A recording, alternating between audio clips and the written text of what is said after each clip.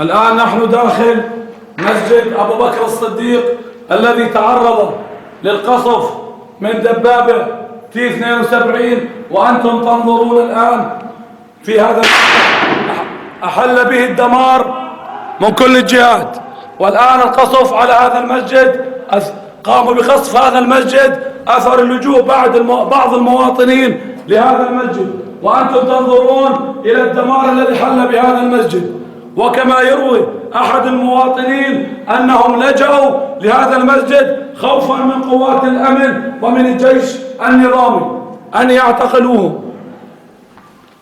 والصورة أبلغ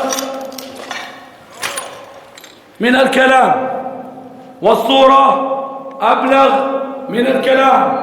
كما يروي أهالي هذه البلدة أنهم محاصرين أكثر من 8 أيام، ومحاصرين من قبل الجيش النظامي وقوات الأمن من كل الاتجاهات.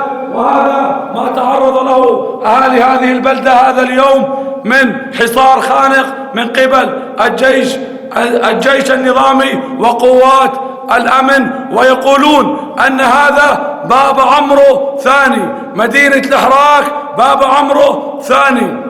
عمر العربي لقناة الجزيرة، مدينة الحراك.